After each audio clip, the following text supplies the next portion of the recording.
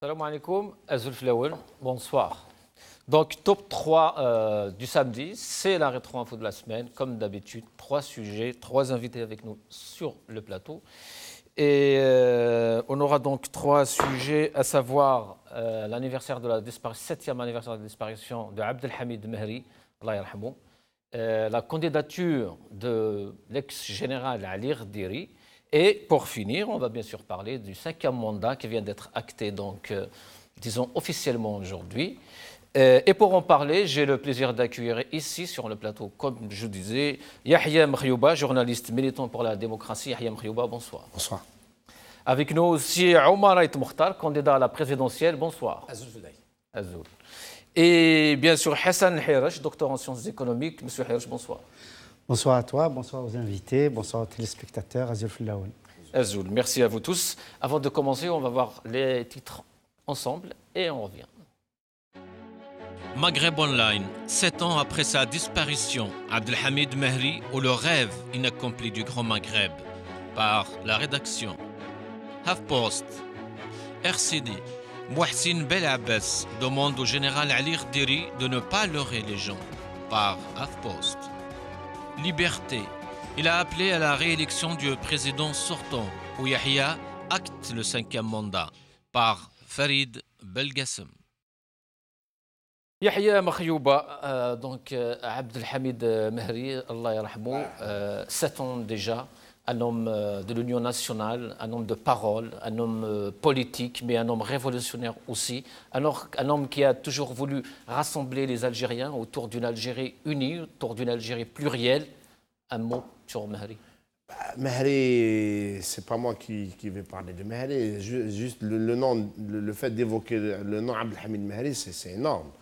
Abdelhamid Mehri, l'Algérie du mouvement national, on a enfanté, c'était des centaines et des... Si, il y en avait. Oui. En 62, à l'indépendance, on avait du personnel politique extraordinaire, de tous bords politiques d'ailleurs, hein, du plus conservateur au plus progressiste. Mais malheureusement, l'Algérie indépendante n'a pas su en profiter de ces hommes et de ces femmes-là pour donc bâtir... Mehri était resté quand même fidèle à toutes ces... Absolument, c'est l'incarnation du mouvement national, c'est l'incarnation aussi des centralistes. C'est l'incarnation de l'homme sage, du diplomate, du nationaliste qui n'a jamais renié les racines de la composante identitaire algérienne et n'a jamais refusé le modernisme et le progrès. Il ne faut pas oublier que ce régime-là qu'on a aujourd'hui, et à travers ces médias, ont traité, et ça c'est la chose qui m'a fait le plus mal, ont traité Abdelhamid Mehri en 1995 de traître. Absolument. Je le dis à la télé, Zahia Ben Aros et Toria Zarfaoui, 2 journalistes de l'UNTV, je leur en voudrais toute la vie. Je me souviens en 1995 à la télé... Et Ahmed aussi, bien sûr, à l'occasion. Voilà, quand ils présentaient le journal télé, parce que Ahmed et Ben Bella, Yahya Abnor, etc. Tout le monde qui était à Saint-Égidio en 1995, qui était une proposition de sortie de crise politique, qui était, à mes yeux, positive et qui pouvait être critiquée, bien sûr. Absolument. Mais présenter ces gens-là comme des traîtres à la nation, je pense qu'une Toria Zarfaoui et une Zahia Ben Aros doivent répondre de ces accusations devant une justice algérienne un jour, Inch'Allah. Omar Ait Mokhtar, Abdelhamid Mehri n'a même pas été, justement, ce 7e anniversaire, n'a même pas été célébré officiellement. On n'a rien vu, aucun reportage sur la télévision algérienne, même pas d'ailleurs dans la presse, malheureusement. C'était un peu, presque un blackout sur une personnalité aussi emblématique. Vous voyez la différence maintenant avec Mkhayouba. Abdelhamid Mehri, c'est un homme historique, un homme de l'histoire. Mais il a été viré comme un malpropre du FLN. Ça, c'est une chose. Mais oui, le coup d'État scientifique. Mais bien évidemment, il a été viré comme un malpropre. C'est le mot, il n'y a pas autre chose. Mais Zahia Ben Aros, il ne faut pas la passer en justice. Il faut passer en justice ceux qui sont tués, ceux qui n'ont rien dit. C'est la classe politique, les intellectuels. Les médias. Zahia Ben Aros, pour moi, c'est minable. Elle a le droit de dire ce qu'elle veut. Mais les gens qui savent... Yahya n'a pas parlé de Zahia Ben Arous, il a parlé de ce souvenir justement qui est amer, qui reste toujours dans notre Zahia Ben mémoire. Arous a traité Aït Ahmed, Ben Bella et tout le monde. voilà, tout le monde Oui. de traître. Mais Il n'y avait pas que Zahia Ben Arous d'ailleurs. Hein. non, mais même surtout, C'était pendant toute la semaine, oui. Ça, le soir d'Algérie, Liberté, Bien sûr. Voilà, et j'en donc- passe. Il y a des journalistes qui ont écrit sur Mahri en 95 il est où qui lui rendent hommage mais aujourd'hui. donc, moi, je vous contredis. Oui, non, je vous en prie. bien sûr. Cette presse, elle a été... Vous étiez journaliste en Algérie. Non, j'étais jeune, j'avais 16 ans. Voilà, donc la presse en Algérie, elle a été faite par Toufiq. Ah oui, ça, Donc, on est après d'accord. il y avait une seule rédaction en Algérie, c'était le colonel Fawzi. Donc, il faut dire ce qu'ils veulent. À cette époque, Donc, c'était ce n'est pas Zahia Ben Arous qu'il faut passer en justice ou la Hadja, non. Bon. Donc, c'est les intellectuels qui n'ont... Ça a changé aujourd'hui, vous êtes en train de parler du passé justement, non? La presse, aujourd'hui il n'y a pas de sécurité, il n'y a pas de DRS avec la presse, le journalisme en Algérie. Mais vous savez, la presse qui a fonctionné avec le colonel Fawzi, elle a été mise de côté. Ce qui leur arrive là, pour moi, c'est un châtiment, c'est un aboutissement. Il n'y a pas de presse libre parce qu'ils étaient lâches à un moment donné. Comment il s'appelle, Benchikou et tout ça, qui vit ici à Versailles. Hein. C'est pareil. Donc, je ne peux pas croire à une démocratie ou à leur thèse. Enfin, ce qu'ils écrivent tout au moins dans leurs journaux, je ne crois pas. Voilà. Je suis révolté de voir tout ça. Donc sur Mahri, Mais c'est un grand monsieur, mais reste qu'il a fonctionné avec la matrice, avec la constitution de 62. Il était au FLN avec une constitution... Ali Yahya aussi. Oui, mais tout le monde. Tout le monde. Donc, oui. après... Sauf que Mais, Yahya Abdel voilà. a démissionné. Sauf il que était ministre quand celui Ahmed qui était en n'est- prison. celui Oui, qui mais n'a il a pas démissionné. fonctionné- Oui, je sais. Mais Après, il était ministre après, quand oui. Ahmed était en Après. prison. Je veux dire que tout le monde a commis des erreurs. Celui Voilà. qui n'a pas Oui, il voulu y a pas fonctionner, qui est parti, c'est Aït Ahmed, le pas seul mettre- qui est parti. Voilà. Tout le reste, Là, on est d'accord. donc, c'est-à-dire, si vous parlez de crise politique aujourd'hui, ils sont quelque part complices. Maintenant, paix à son âme, hein, il a fait ce qu'il peut, la peur est humaine. Après, donc, on ne va pas juger les morts aujourd'hui. Hein. Monsieur Abdelhamid Mahri, justement, comme disait Omar Aït Mokhtar, c'était un homme fort de l'État, un homme du régime, si on ose dire.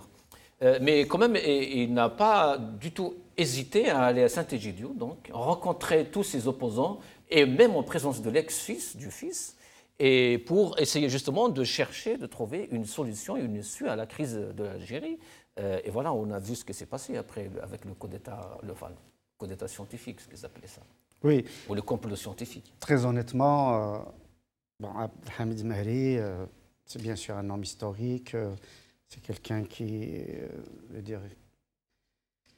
a un niveau politique qui dépasse quand même celui des hommes aujourd'hui au pouvoir qu'on entend quotidiennement. Cela dit, je ne vais pas verser dans la célébration.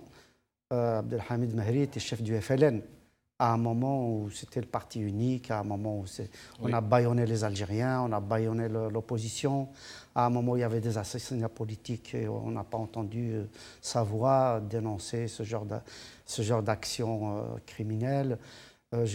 Personnellement, je pense qu'il a cautionné quand même pas mal le régime algérien. Moi, j'ai commencé à découvrir la face positive de Mahri quand, j'allais dire, il s'est rallié, c'est peut-être pas le mot qu'il faut, à Hossein Aït Ahmed. À ce moment-là, effectivement, il a commencé à avoir un esprit d'ouverture, à vouloir un pluralisme politique pour l'Algérie, à se battre en tout cas dans ce sens-là. Et je pense que depuis 1995, c'est ça? Oui. Depuis effectivement Saint-Égidio, c'est un homme qui a fait ce qu'il pouvait pour l'ouverture de l'Algérie. Il a essayé de réunir un peu les Algériens autour. Voilà, mais je pense que c'était sous la houlette de Hossein Aït Ahmed. Et Hamrouche aussi, il faisait quand même un Hamrouche trio. était lui-même justement dans la même configuration. Oui, c'est quelqu'un qui était du régime, etc., et qui ont fini par être convaincus par la démarche de Hossein Aït Ahmed de négocier avec les éléments du fils pour sortir de la crise politique que vivait l'Algérie, et une crise grave qui nous a conduit jusqu'à aujourd'hui, malheureusement, à la descente aux enfers du pays. Sauf que les gens qui sont aujourd'hui à la tête du FLN nous ne pourrons jamais faire un geste comme ça. Ils ne peuvent pas parce que premièrement, la plupart qui sont là aujourd'hui, parce qu'on a peu les Hadjar et les Blayat et tout, c'est une nouvelle génération. Il reste un peu les anciens classiques comme le député de Sogharas, j'ai oublié son nom, et quelques anciens, mais... Hein? Belkhadim? Non, Belkhadim, il est tiaret, mais... Saïd Hani? Non, Saïd Hani, j'ai oublié le nom. Et il est toujours membre du bureau politique, Qassa aussi. Mais bon, le FLN est en train de changer parce qu'il y a un changement générationnel. Oui, oui. Mais moi, je souligne juste, le 5 octobre 88, Abdelhamid Mehri n'était pas secrétaire général du FLN. À l'intérieur du régime, et ça c'est Hamid qui le disait, il y avait un courant réformateur qui a précédé le 5 octobre 88. Et si on veut illustrer, en 3 personnes, on peut citer Mouloud Hamrouch, on peut citer Abdelhamid Mehri, on peut citer aussi Ghazi Hidossi, qui ont fait un travail extraordinaire à l'intérieur du FLN pour pousser Chadli à l'ouverture de 89. Parce que sans ces hommes-là, je dirais, sans ces hommes-là, parce qu'il n'y avait pas de parti politique, il n'y avait rien, il n'y avait que des militants à l'intérieur du pays qui étaient dans la clandestinité et des leaders historiques à l'étranger. Ces gens-là, à l'intérieur du régime, ils ont fait ce qu'il fallait faire. Et c'était cette ouverture de 89. Ces gens-là, on les a plus aujourd'hui. Est-ce que justement c'est à partir de ce moment-là que la légitimité a perdu son sens en Algérie, surtout dans le gérant du pouvoir, justement, le FLN? Légitimité politique, oui. Bien sûr. Du moment que l'armée a tiré sur des jeunes civils, le régime algérien n'avait plus de légitimité. Parce que cette armée se disait l'héritière de l'ALN. Il se trouve que le 5 octobre 88, l'armée, l'ANP, a tiré et a tué 500 Algériens. Et surtout cette volonté justement d'évincer Mehri, Hamrouch, Hidossi et beaucoup tous les autres. A tiré sur les Algériens depuis 1963. Donc non seulement ils ont tué sur les... C'est pas le même contexte. C'est pas le même contexte, M. Herish. En 63, c'était 2 belligérants qui étaient armés. Là, je parle en 88, c'était des jeunes civils. J'ai dit qu'il faut pas, on ne peut pas dire que l'armée a tiré sur les Algériens seulement. Sur des civils, c'est la première. Non, c'est parce que c'est par rapport à... En 88 ou en 89. Monsieur Herish, parce que c'est par rapport au parcours de Mehri, justement. Depuis l'assassinat d'Aban Ramadan, l'armée algérienne n'a pas arrêté d'éliminer ses opposants.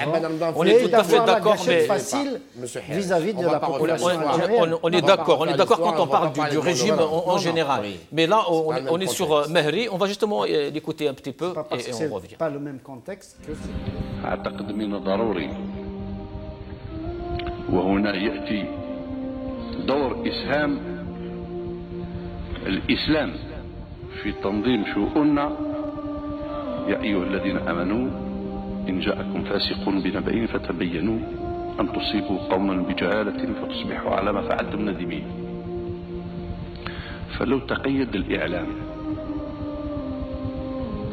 ولو تقيدت الأحزاب بهذا الجهد في التبين الفيريفيكاسيون لاستطعنا أن نتجنب كثيرا من المشاكل فيما بيننا وكثير من المشاكل فيما بيننا وبين المجتمع وكثير من المشاكل فيما بيننا وبين الحكومة. لأن الديمقراطية التي تحتاج إلى الدبابة لحمايتها هي ديمقراطية مريضة. لكن كون الشعب يرتاح لرؤية الدبابة هذا مشكل سياسي. كيف؟ Yahya Mkhyoba, quand même, c'est une déclaration historique qui reste un peu dans les annales. On le voit sur les réseaux sociaux à chaque fois qu'on parle de Mehri. C'est la première d'ailleurs qui Bien sûr, la démocratie, Allah yarhamou, c'est resté marqué dans l'histoire. La démocratie, التي تحتاج إلى الدبابة التي باش تحميها هذه هي الديمقراطية مريضة. C'est vrai, parce qu'en 92, avec toute la différence idéologique qu'on pouvait avoir, il y a des démocrates qui se présentent démocrates aujourd'hui qui ont appelé l'intervention du char pour sauver la démocratie. Sauver la République. Et entre autres la démocratie. Ouais. C'est toujours, bizarrement, ce slogan existe toujours, hein, oui, même, ça, même en ce moment. On va en parler. Oui, on a vu l'intervention du char, mais on n'a pas encore vu, 20 ans après, 200 000 morts après, on n'a pas encore vu la démocratie. Voilà, plus de 20 ans. Donc, le diagnostic de M. Mehri à l'époque était juste. Mais à l'époque, il n'y avait pas que M. Mehri aussi, il y avait Ben Bella à côté, il y avait Hussein Ahmed. Mais est-ce qu'à l'époque, à l'intérieur du régime, et surtout du DRS, de général Toufir, de général Smaïl, de l'Arbi Belkhair, est-ce qu'il y avait Nazar, de Touati, est-ce que ces gens-là étaient capables d'écouter le message de la sagesse? Non, ils voulaient en finir avec le droit du peuple algérien à s'autodéterminer politiquement. On a eu le droit de s'autodéterminer en 1962 par rapport à l'autorité coloniale, mais comme si que ça a fait mal quelque part, les gens n'ont pas supporté le référendum de 1962 et ils se sont jurés de ne plus donner le droit à ce peuple. Et surtout que cette indépendance a été confisquée très tôt, justement. On en est là, bien sûr. En 1963. C'est l'autodétermination qui s'ajoute. Oui. Ammar Ait Mokhtar, Mehri, justement, dans cette vidéo, parlait de la militarisation de la société et de l'action politique aussi. Est-ce qu'aujourd'hui, on en a fini avec tout ça? Vous savez, pour moi, malheureusement, avec ma franchise, je ne peux pas me l'interdire. Mehri fait partie du problème. Il faut mettre un trait sur le passé. Parlons de l'avenir. Parlons déjà de ce qui se passe aujourd'hui. Mehri, donc aujourd'hui, c'est l'anniversaire de sa mort, on va l'évoquer un peu, mais il n'a rien fait. Il n'a pas pu faire bouger les lignes. Il a dit que certaines choses. Il a participé au parti unique. Il était chef du parti unique.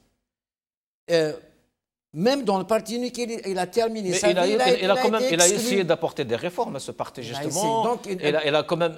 Vous savez, moi, je suis né en 62. Oui. Il a essayé. Il n'a rien pu faire.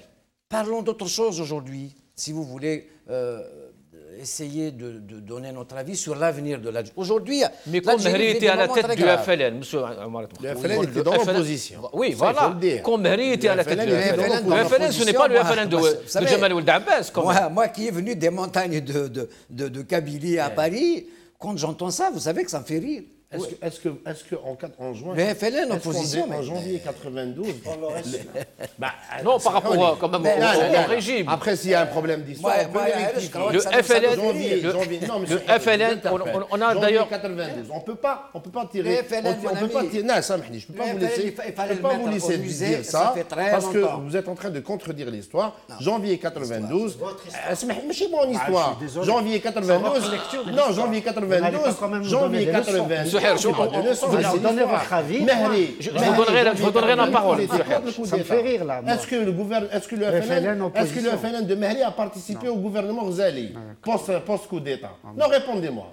Est-ce qu'il a participé au gouvernement post-coup d'État? Le FLN a toujours louvoyé dans le sens du pouvoir. Vous êtes en train de me dire que Mehri, Hamrouch et Hidoussi, les réformateurs du FLN n'ont rien fait en 92. Monsieur Hirsch, par contre, Abdelhamid... Il me pose une question, je lui réponds. Non, Abdelhamid Mehri. Je ne sais pas si on a le soundbite ou pas, la vidéo, mais il a déclaré quand même tout le monde... Une déclaration ne fait pas le politique. Non, en tant que président... Une hirondelle ne fait pas le printemps. Monsieur Hirsch, en tant que secrétaire général du FLN, il a dit que je ne serai jamais d'accord de donner le FLN comme un chèque blanc au pouvoir, au régime. Ce n'est pas comme ça.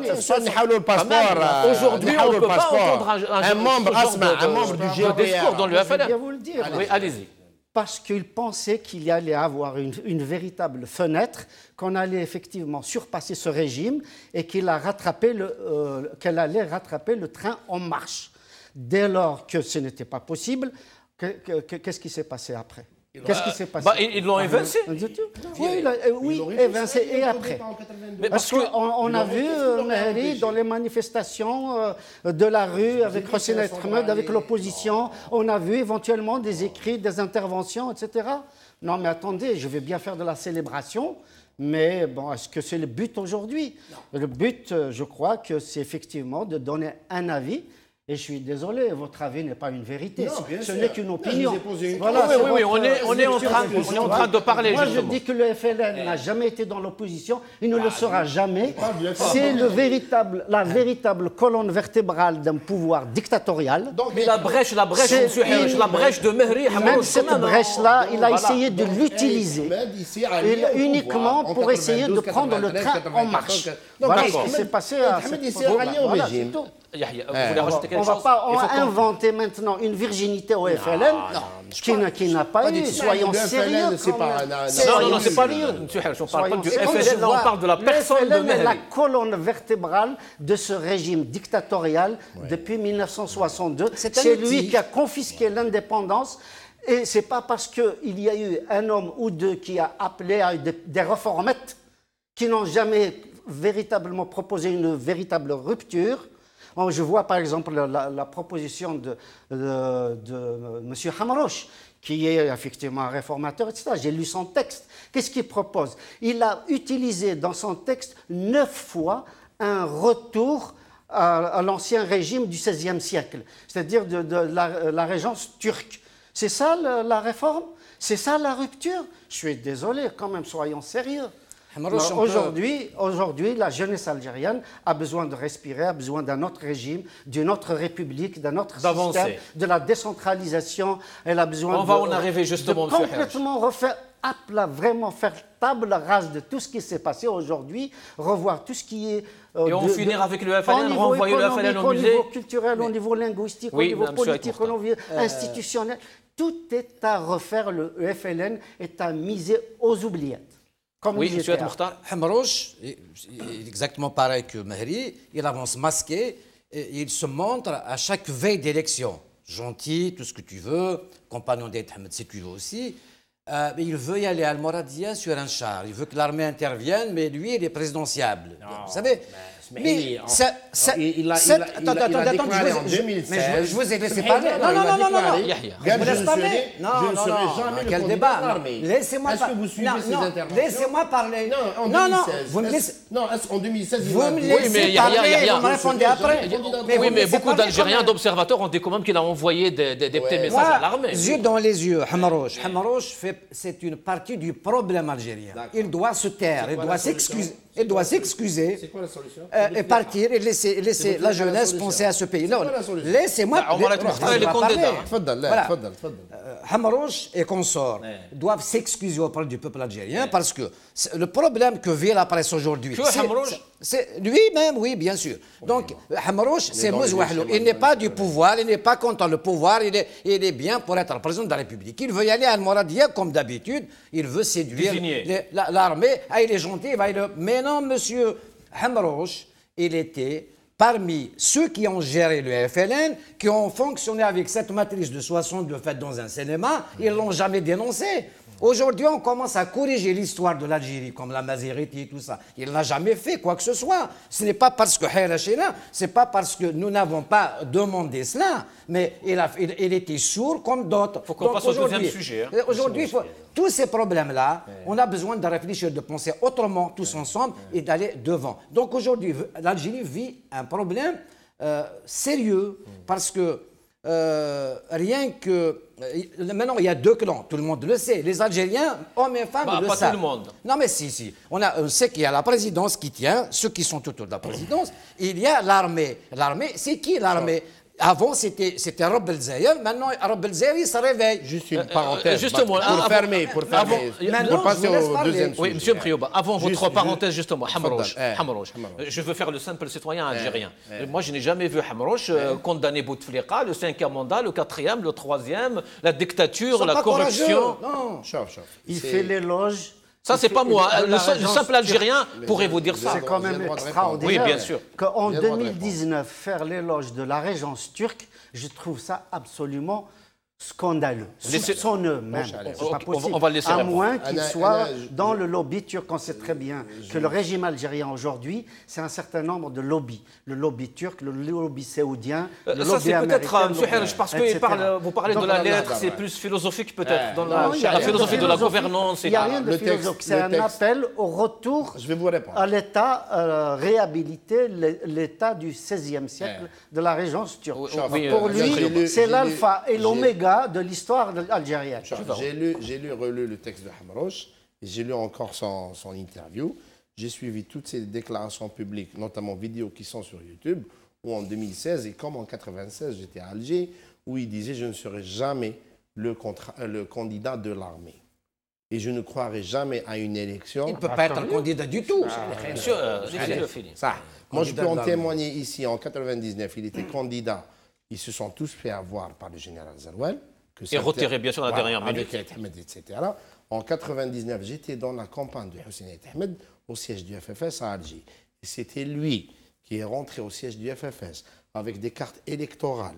Les militaires qui avaient commencé à voter 72 heures avant, le 16 avril, et qui a donné l'information matérielle que l'armée avait reçu une instruction pour voter pour le candidat Bouteflika. Suite à cela, une réunion s'est faite au siège du FFS. Le représentant d'Ahmed, c'était Djamel Znatik, c'était son directeur de campagne, et c'est là ils ont pris la décision des 6 de se retirer. Donc on ne peut pas dire que Hamrouche n'a rien fait pour ce pays, n'a jamais dénoncé la dictature ou la fraude électorale. Maintenant, le texte de Hamrouche.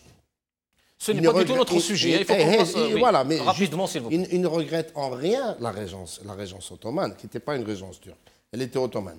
Il ne regrette en rien la régence ottomane d'Alger. Il dit que les fondements de l'État algérien, il a donné des exemples. Il a parlé d'Amir Abdelkader, il a parlé de Massinissa, il a parlé de la régence. Donc il a dit en résumé à la fin que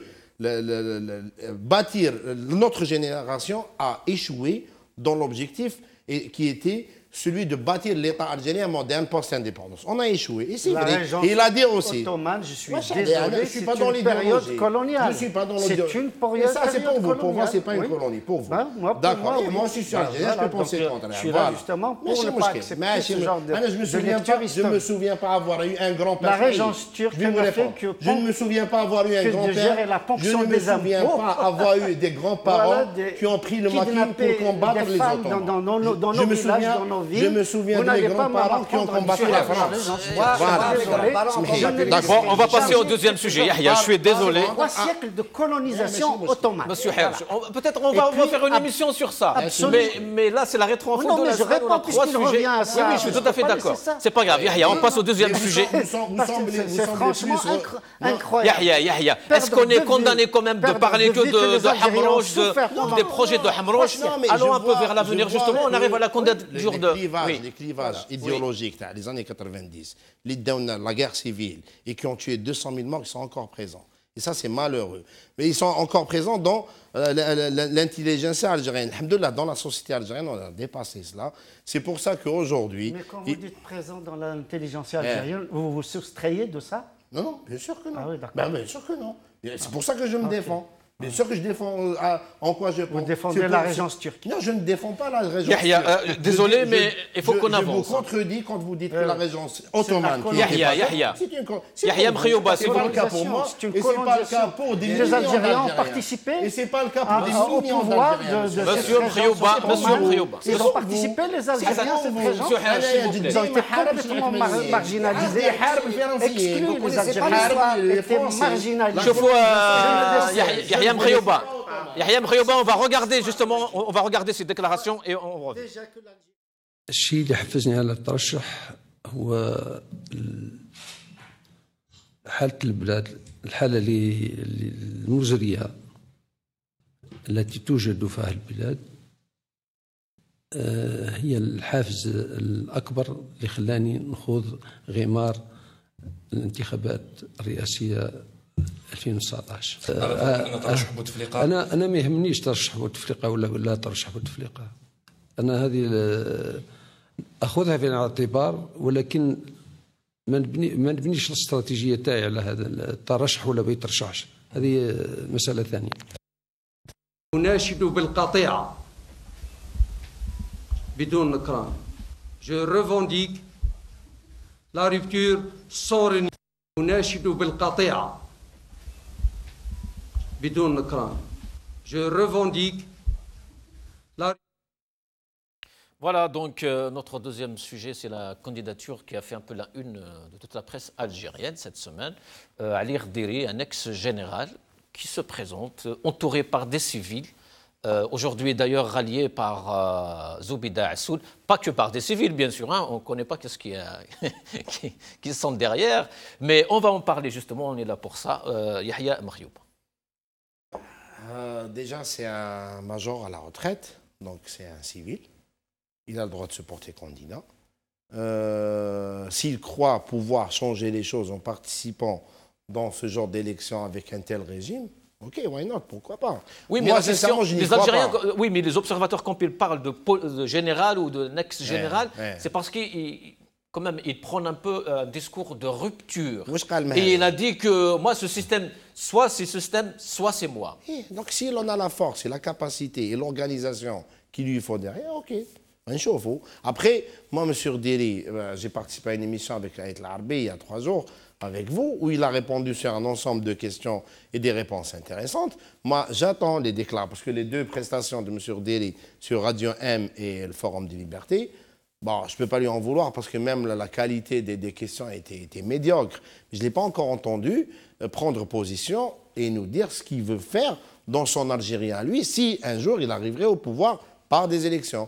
Est-ce qu'il refuse déjà la culture du putsch et du coup d'État, la culture, hein. Je ne parle pas de 92, les inqilab, et est-ce qu'il s'engage à être l'homme des libertés politiques, syndicales et associatives? La rupture, c'est quoi? Est-ce qu'il est pour une constituante? Est-ce qu'il est pour réécrire la Constitution? Comment? Est-ce qu'il est pour l'équilibre et la séparation du pouvoir? Comment le général-major, qui est lui à la retraite, conçoit la neutralisation de l'institution militaire et sécuritaire dans ses interventions répétitives dans la politique? Est-ce qu'il y croit à la neutralisation de l'armée dans le champ politique?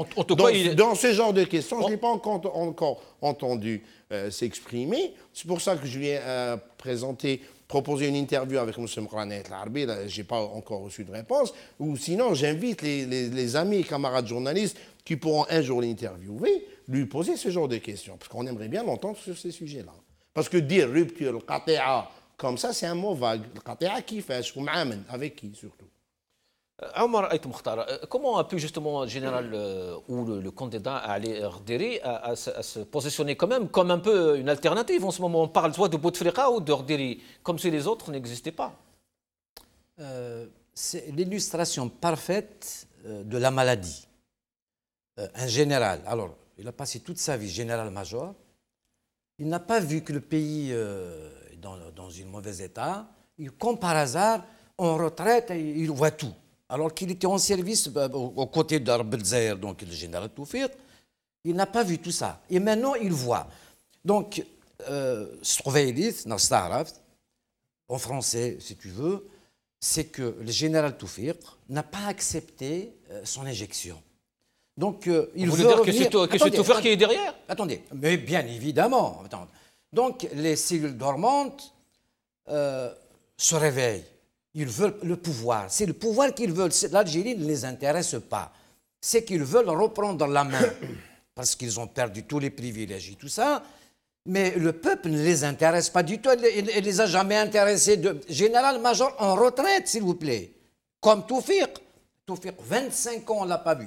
Moi, je lui demande au général Toufiq, parce qu'en général, les gens qui ont fait du mal, qui ont détruit, ils savent où les clés sont cachées. Il n'a qu'à parler aux Algériens lui-même. Être derrière Deri, c'est son problème. Qu'il parle aux Algériens. Mettre le marionnette derrière le rideau, c'est terminé. On a compris, tous les Algériens. Par contre, les Algériens, ce qui se passe, c'est qu'il y a le mur de la peur. On a peur. En plus, les gens qui ont peur du général Toufiq, ils ne l'ont jamais vu. Moi, je ne le connais pas, je n'ai pas peur de lui, je n'ai jamais peur. Mais ça, c'est une comédie.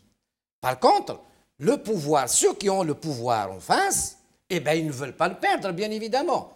Ça, la dangerosité de la chose, c'est que maintenant, général à la retraite veut dire qu'il a des amis, de colonels, machin, dans l'armée. On risque... Il dit que je suis prêt à affronter l'actuel chef de l'État. Ça, c'est des déclarations très graves. C'est-à-dire, aujourd'hui, on risque de voir cette armée qui tient quand même ce pays se diviser. Et là, on n'a rien. C'est l'effondrement total de ce pays. Donc, aujourd'hui, franchement, hein, si j'ai à choisir, je ne choisirai jamais Rderi ni les militaires. La démocratie qui va venir des gens qui ont tiré sur le peuple. Arrêtez de l'interviewer, c'est non. Vous-même, vous avez soutenu Bouteflika, vous avez soutenu ces généraux, cette armée, justement. Je n'ai jamais soutenu ni Toufiq, ni le DR, je suis contre. Ne me colle pas ça, s'il te plaît. Tu peux me coller tout ce que tu veux. J'ai toujours été contre d'être fliqué. Je suis libre dans ma peau et dans ma tête. Je n'ai jamais accepté cela. J'ai toujours eu le verbe... Oui, mais soutenir Bouteflika, c'est les soutenir. Bouteflika, il a été ramené par qui? Alors, je vais vous dire une chose. Oui. Je rends hommage à Bouteflika. C'est lui qui a détruit cette cellule, ce DRS qui a fait la guerre aux civils. Vous comprenez? Ça, je lui rends toujours hommage. C'est pour ça, d'ailleurs, que je l'ai soutenu. Mais, par contre, son pouvoir est émaillé, malheureusement, et miné par une oligarchie qui ressemble un peu à ce qu'a fait le DRS. Voilà le problème où on est aujourd'hui. Mais si j'ai à choisir, je ne choisirai jamais le retirer en question. D'accord. C'est pour ça que je suis candidat, d'ailleurs. Hein. Moi, c'est certain que je n'ai personne derrière moi. Monsieur Hersh, Ardiri, justement, dans une déclaration, d'ailleurs au Forum de Liberté, il a dit ce système ne fait pas peur, ni ses avions, ni ses drones, ni personne. Beaucoup ont lu ça comme même un discours un peu... Déclaration de guerre. Un peu de déclaration de guerre. Bien sûr. Est-ce que c'est normal? Pourquoi, justement, cette violence dans les discours? Est-ce qu'il était obligé? Je pense que ce n'est pas véritablement de la violence, c'est pour montrer justement qu'il n'est pas du système, qu'il veut rompre avec ce système-là. Ce n'est pas parce qu'Ali Ardiri est général-major qu'il fait partie des décideurs. C'est un général qui n'a pas été un militaire politique, c'est un technicien. C'est un diplômé technicien dont on s'est servi dans la ressource humaine pour gérer les milliers de soldats au niveau de leur retraite, de leur promotion éventuellement, etc. C'est un technicien, c'est pas un politique. Donc moi, à partir du moment où il me dit qu'il veut la... C'est contradictoire, justement. Il n'est pas politique, il vient affronter un monde politique des plus compliqués dans le monde. Non, ce que je veux dire par là, c'est que Ali Ardiri, de mon point de vue, je peux me tromper, de ce que je sais à travers ses déclarations, à travers ses déclarations, à travers ses écrits et à travers aussi les engagements de ceux qui sont autour de lui aujourd'hui, notamment Mouqranait Larbi, que je connais, auquel je fais entièrement confiance. C'est un grand militant et il a fait de la prison pour les droits de l'homme, il a fait de la prison pour la culture amazigh, il a fait de la prison pour s'être opposé au régime totalitaire algérien, etc. Il n'a pas de leçons à recevoir. On a vu Ammar Abdel il a fait tout ça, mais il s'est retrouvé dans l'autre plan. On a vu Khalid Msaoudi, il a fait tout ça, il s'est retrouvé dans l'autre plan. Il n'a jamais été à la Ligue des droits de l'homme. Oui, mais bon, c'était des militants quand même. Vous confondez les genres, je crois. Mais Mouqranait Larbi ne s'est jamais rallié au régime algérien. Qu'est-ce que vous racontez? Et donc, à partir du moment où Ali Ardiri, à partir de sénateur désigné, il a démissionné. Dès lors, justement. Non, il a quand même démissionné. Il a démissionné dès lors, justement, qu'il a vu que le système ne changeait pas, qu'au contraire, il allait de plus en plus dans la répression, etc. Moi, personnellement, je ne fais pas de procès d'intention. Je trouve que pour le moment, je dis bien pour le moment, Ali Ardiri va dans le bon sens. Il parle de la rupture, effectivement, avec ce régime, qui est un régime militaro-policier, un régime dictatorial, un régime autoritaire, un régime omniprésent. Il parle aussi de la place des femmes dans la société. On lui a posé la question au forum de liberté. Il a parlé de la séparation des pouvoirs. On lui a posé la question au forum de liberté. Il a parlé de l'indépendance de la justice. Il a parlé de redonner la parole aux Algériens. Il a parlé de la décentralisation. Il a dit que c'était absolument un scandale. C'est écrit noir sur blanc dans un de ses écrits que la centralisation du pouvoir aujourd'hui, c'était totalement anachronique. Et de ce point de vue-là, moi, je suis entièrement, alors là, pour le soutenir, ne serait-ce que sur ce registre-là, parce qu'un des problèmes de l'Algérie, justement, c'est cette algéroisation. C'est-à-dire que tout se décide à partir d'Alger, pour Constantine, pour Oran, pour Tizi Ouzou, pour Tamanrasset, etc.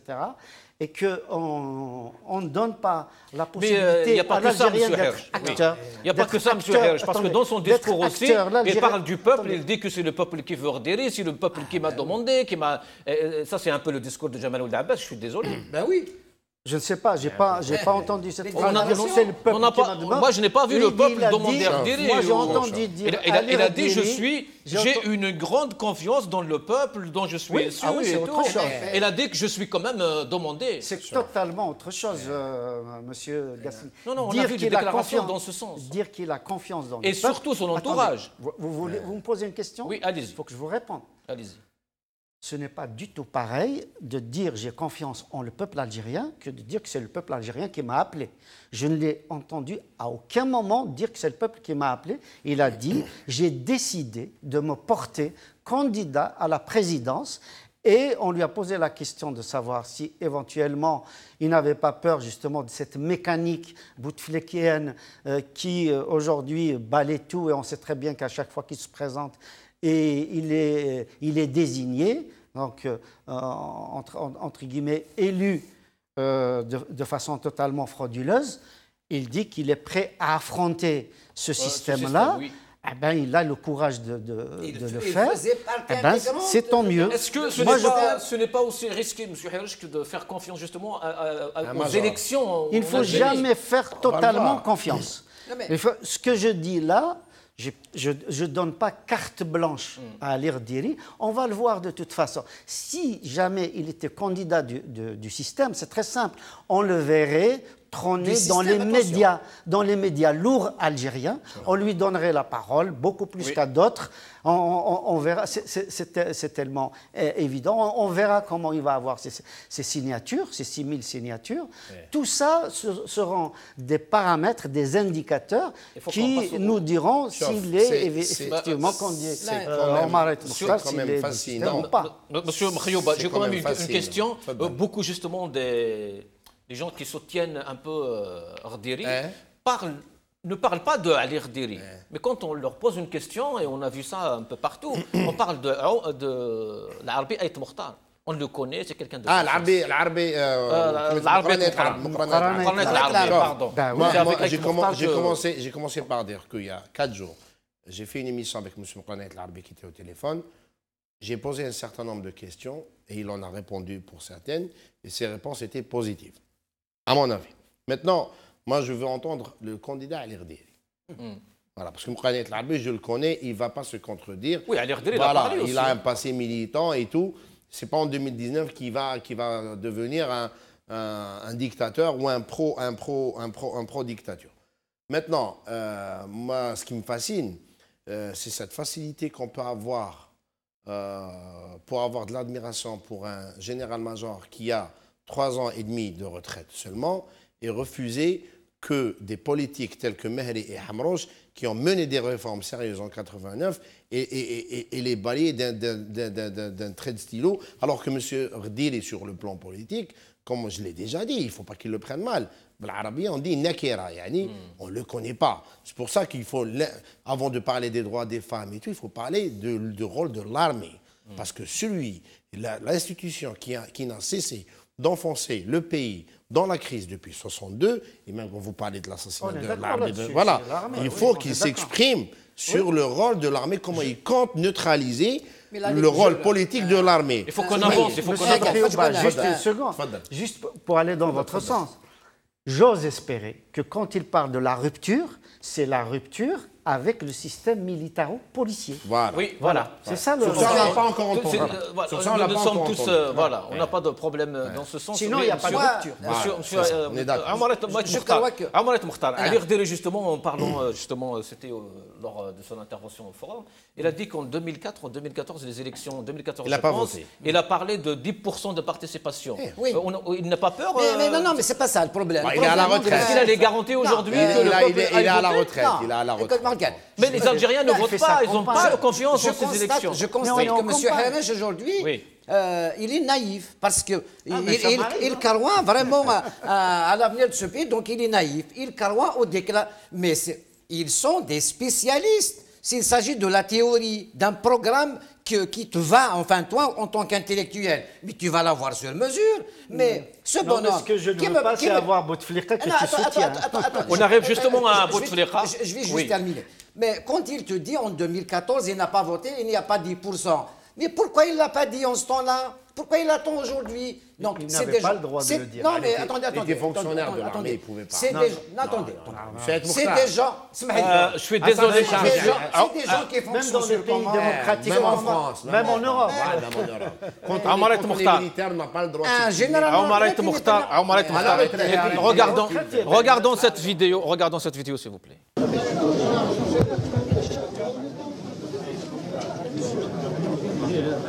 إخلاصا للجزائر ذات التاريخ المجيد والإنجازات الكبرى إن أحزاب التحالف الرئاسي ترشح المجاهد عبد العزيز بوتفليقة للانتخابات الرئاسية المقبلة تقديرا لسداد حكمة خياراته وتثمينا للإنجازات الهامة التي حققها.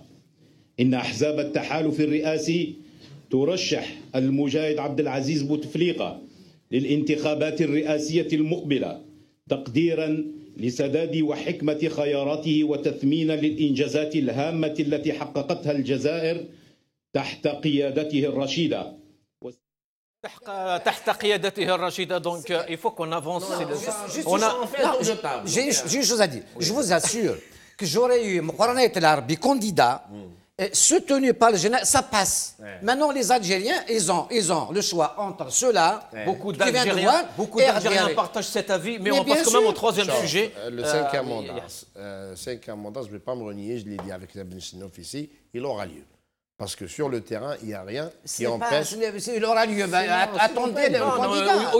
Yahya, dans une autre intervention ce matin, il a parlé de 99%. Et il a même répondu à un journaliste. Il a même répondu à un journaliste, il lui a dit, mais vous avez encore des doutes? Oui, c'est bon, vous ne pas pour lui. Il est président, pas candidat. Pour dire qu'il n'y avait pas des doutes, il y a des doutes. La preuve, alors on est que... Oui, non, mais parlez pas de ça. Laissez le candidat se déclarer. Non, parlez d'autre chose. On perd du temps. Non. Le soutien d'Ammar Ben Younes s'est fait attendre jusqu'à la dernière minute. C'est quelque chose de très indicateur. Voilà, du doute. C'est mon point de vue. Écoutez, vous allez avoir la parole et vous allez me contredire, monsieur Mousquet. Voilà, donc le soutien à la dernière minute, c'est qu'il y avait un doute à l'intérieur. Maintenant, il va se porter candidat dans une lettre adressée aux Algériens, parce qu'il ne peut pas parler aux Algériens. Ce qui est important, c'est qu'il va proposer des réformes. Parce que la commission, le Lejnat al-Wifaq al-Watani qui a été proposée par Ammar Ghoul, elle n'est pas abandonnée pour autant.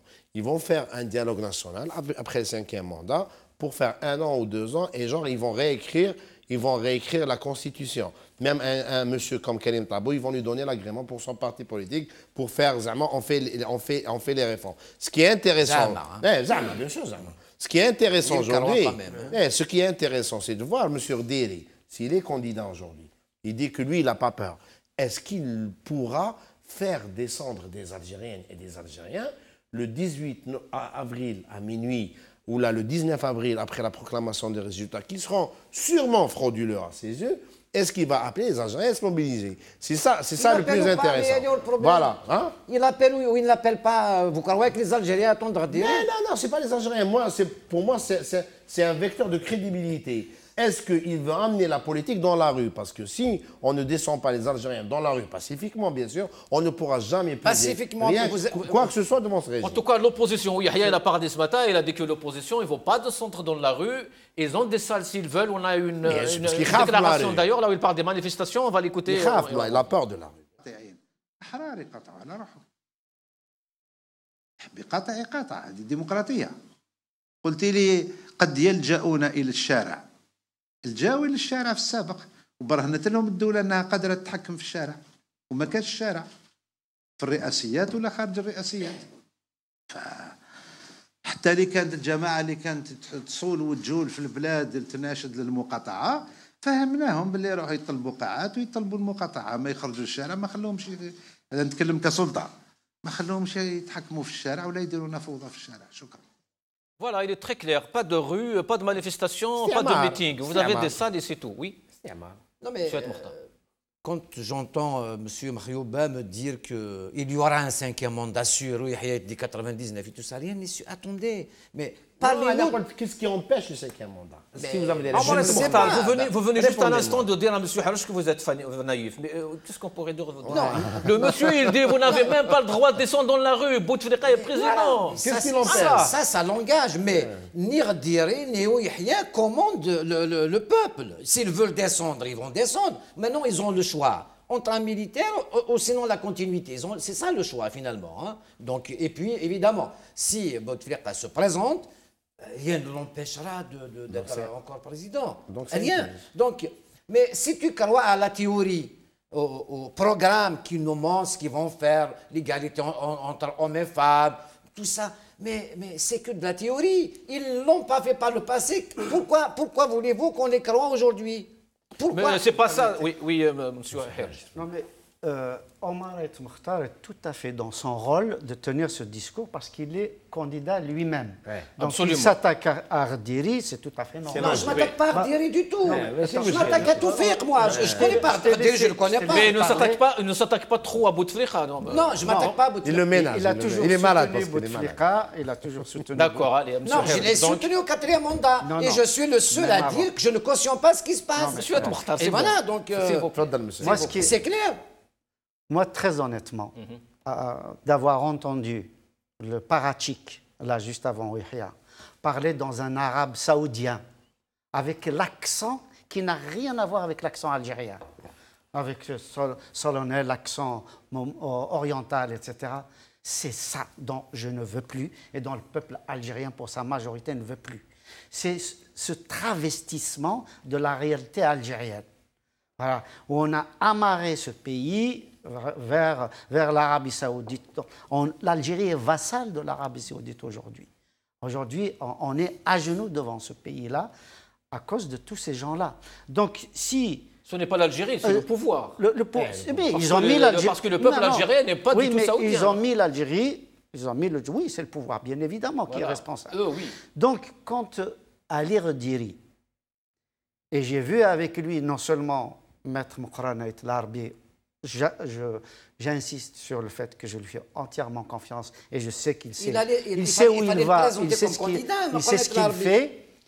J'ai vu le général Ben Hadid qui était avec lui à ses côtés et j'estime que lui aussi, il s'est rébellé contre le régime. Aujourd'hui, d'ailleurs, il l'a payé de sa chair. Il a fait la prison.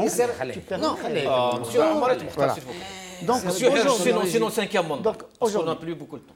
5e mandat, moi, je suis assez d'accord pour dire que c'est particulièrement probable, mais ce n'est pas sûr à 100%. Mais si 5e mandat y est, donc ça veut dire que vous n'êtes pas président. Je n'ai pas fini. Si Bouteflika est candidat. Oui. Qu'est-ce qu'on fait? Il est président. Moi, je pense qu'il faut que Ali Rediri ait le courage de continuer, qu'il appelle solennellement les Algériens à faire face à cette candidature et qu'il y a effectivement un risque. Et comment? Je vais vous dire. Comment? Par sa campagne, en appelant un certain nombre de politiques algériens, d'intellectuels algériens, d'acteurs sociaux, d'acteurs syndicaux, d'acteurs politiques, etc. De faire le maximum. C'est à nous aussi tous de nous opposer à la candidature de Bouteflika pour un 5e mandat qui serait totalement un scandale national, du point de vue national, du point de vue international. Ce n'est pas possible, c'est insupportable. Donc, ce qui risque là, vous me posez la question de qu'est-ce qu'il risque d'y avoir? Il risque d'avoir, effectivement, Bouteflika, on va le faire passer, il ne gagnera pas les élections. Mais, effectivement, l'administration et l'armée, il y aura de la fraude. De la fraude, non pas dans les bureaux de vote, mais au niveau de l'annonce des résultats. Et il va se passer ce qui s'est passé, par exemple, au Congo. On sait très bien que Jinpi a eu la majorité, mais Ali Bongo a été effectivement investi comme président. C'est ce qui s'est passé en République démocratique du Congo, en RDC. On sait très bien que Tshisekedi n'a pas eu la majorité et que tous les observateurs nationaux et internationaux disent que c'est Fayoulou qui a eu plus de 60%, je crois, 63%, mais qu'il y a eu un deal entre Tshisekedi et pardon, j'arrive pas à prononcer, et puis le président Kabila. Donc on risque effectivement Monsieur, j'ai une question à vous poser, parce que je vais faire le boulot de Ismaili. Oui, allez-y. Monsieur Rediri dit que il va mobiliser pour contrecarrer la candidature de Bouteflika et de rompre avec le régime. Oui, Comment il compte mobiliser les Algériens aujourd'hui? Non, non, c'est que le plus grave, c'est que le plus grave, le plus difficile à faire, c'est de faire convaincre les gens qui n'ont pas voté depuis 20 ans d'aller voter. Comment il compte le faire? C'est difficile. Comment il compte le faire? C'est très difficile. Mais il peut le faire en s'opposant. On verra comment il va s'opposer à Bouteflika. Tout est là. Quel discours il va tenir, quel courage il aura, comment il va sillonner l'Algérie, qu'est-ce qu'il va dire aux Algériens. C'est l'administration qui c'est l'administration qui tient. Moi, je crois qu'il faut qu'il aille chercher. Non, la question qu'il me pose, que M. Mafiouba me pose, c'est comment il va faire. Il y a une campagne qui va démarrer. Il y a une campagne. C'est le rôle aussi des journalistes, c'est le rôle des intellectuels. On a vu comment il a parlé, le journaliste de l'Ouattara. Moi, je pense qu'il faut que M. Déry... Il faut que l'arrogance du pouvoir à travers tous les porte-paroles de Bouteflika, il faut que cette arrogance cesse. Et elle ne peut cesser que par un candidat sérieux. Ce n'est pas des candidats folkloriques qu'on a vus par dizaines et par dizaines qui croient que la présidentielle, c'est la loterie. Le président du RCD hier, il a parlé de Rdiri, il a dit qu'il faut qu'il arrête justement, qu'il cesse de leurrer les gens comme ça. Parce qu'il sait très bien qu'il n'y aura pas d'élection, que Bouteflika va passer. Mohsin Belabas est dans son rôle, il est dans un parti politique, il est chef d'un parti, il prend la position qu'il veut. Maintenant, ce que je dis, c'est vis-à-vis les partis politiques en présence n'ont aucune base sociale, quel qu'il soit. Ni le FLN, ni le RN. Si le président n'a pas de base sociale, comment ils n'ont pas de base sociale. On peut parler alors d'une personne. Je termine ma phrase. Aujourd'hui, la chance de Khediri, c'est précisément que le peuple algérien n'est pas affilié à un parti politique. C'est une minorité, une extrême minorité. Donc, s'il suscite de l'espoir, s'il a le courage de dire et le courage de faire, eh ben, il se peut que les Algériens votent massivement pour lui. Ce n'est pas exclu. Mais après qu'on annonce des résultats totalement à l'opposé de la réalité des C'est bon, on arrive à la fin de cette émission. Un dernier mot, monsieur. Monsieur Haïch, encore une fois, je vous assure que je l'aime bien, mais il est naïf. La contradiction, d'un côté... C'est mon psychanalyste. D'un côté, il dit que l'annonce des résultats, quelle que soit l'urne, donc il va annoncer la victoire. Ah oui, c'est Bouteflika. Voilà. Il y a de chance. Donc maintenant, il me dit que Belhadid, il ne s'est pas rébellé contre le système, il faisait pas... Il s'est rébellé parce qu'il n'a plus de privilèges. Une chose sur Déry et à sa campagne électorale, c'est qu'il faut qu'il nous prouve aujourd'hui, et surtout à ses futurs électeurs, qu'il est formé politiquement, qu'il a un projet politique et une envie d'aller vers une ouverture politique. Parce que je reviens à la fameuse phrase de Thomas Sankara qui disait qu'un militaire sans formation politique, c'est un criminel en puissance. Oui. Donc, ce n'est pas d'un criminel en puissance qu'on veut à Mouradia, c'est d'un homme politique. Merci, merci à Omar Mokhtar, merci Yahya Mafiouba, merci Hassan Hirosh. L'émission arrive à sa fin. Merci à vous toutes et à tous. Salam alaikum.